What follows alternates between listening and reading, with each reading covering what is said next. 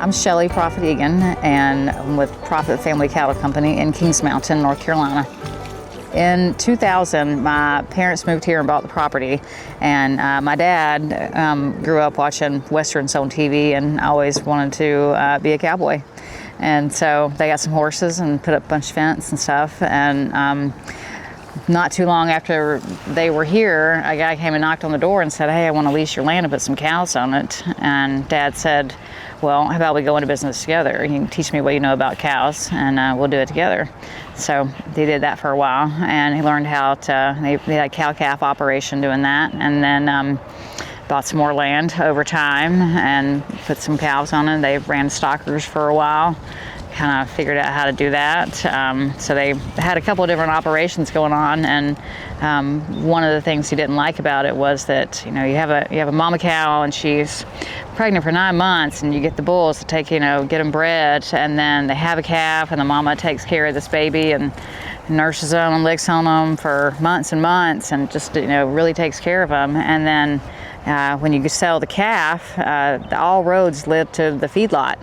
All the calves always ended up in a feedlot out in the middle of the country. They're confined, eating out of a concrete trough, no access to any forage. It's just fed all sorts of things to straighten and fatten them up, and then straight to the slaughterhouse. So he didn't like that, and couldn't just kind of really put his mind to figuring out what was a different way he could have cows where their calves didn't eventually find their way to a feedlot. So one year, when he weaned the calves, instead of selling them, he just took and put them on a different piece of grass somewhere, on a different farm. And he was doing a lot. He was always a really health conscious person, very interested in what a healthy way to live and healthy way to eat was, and that kind of led him to grass-fed beef as being a really healthy choice of animals that eat mostly grass.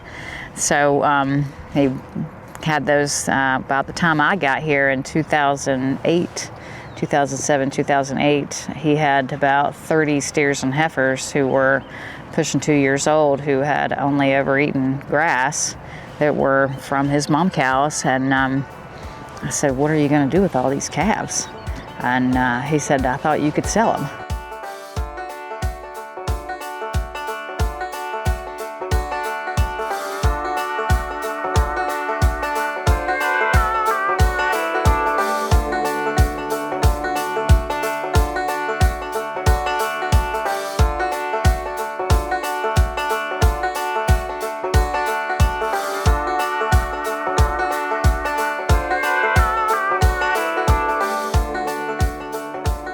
It's kind of a love project for me when it comes to working with smaller farms, and then also doing some of this cool stuff. Everybody's like, "How do you get your ideas? Where does it come from?" And it's like, I've been eating food since I was, a little kid. You just take the flavors that you love and then find a way to make it as local as possible.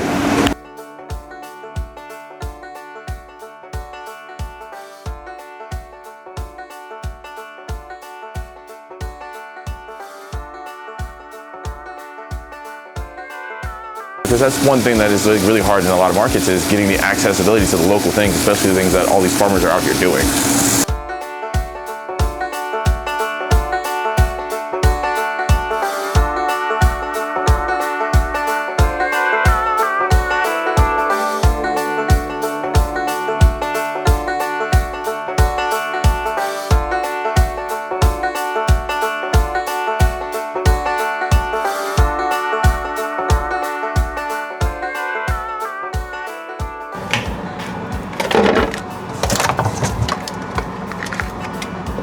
Here's a ribeye.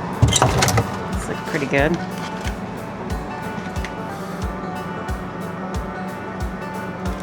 Got some marbling in there.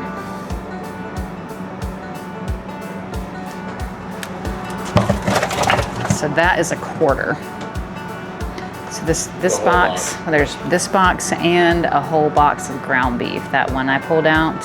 So you get a box of muscle cuts, steaks, and roast, and then a whole box of ground beef, 40 ground. So that will stock your freezer. If people want to find out more about us, our website can answer a lot of questions usually, but they can always contact me because I really do love to talk about beef.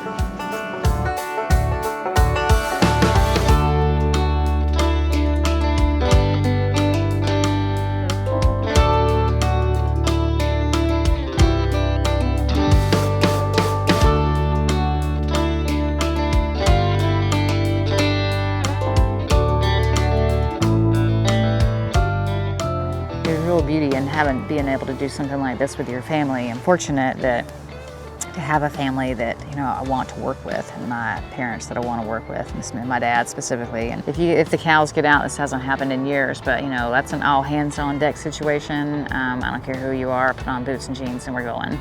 Like, let's roll.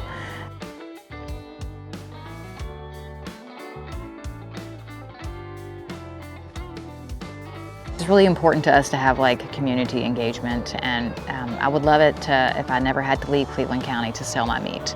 I would love to be able to stay right here and sell the same amount, as much as I could possibly produce. My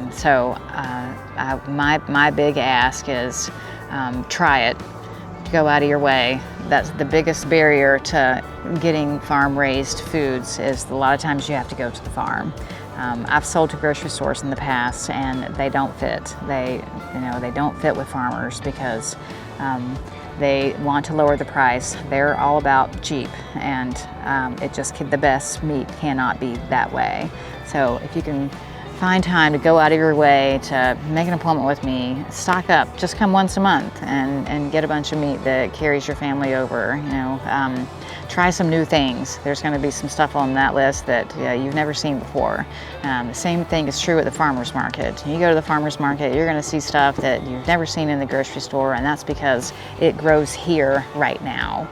And I really do believe that the health of the community is reflected upon the health of the soil that we stand on. So we try to take care of this land, and we produce a product that is healthy for you to eat and that will make you healthy and thrive. And the health of our community, if they are eating local food, is going to reflect how we take care of this land. So get behind me on that. Buy local stuff. If you go to the farmer's market and those people are not there, search around, find them. They are there. Maybe they're not coming to the farmer's market because they don't feel like it's thriving, but give them a reason to sell to you locally and seek them out. You'll be better off, and you'll never find better food.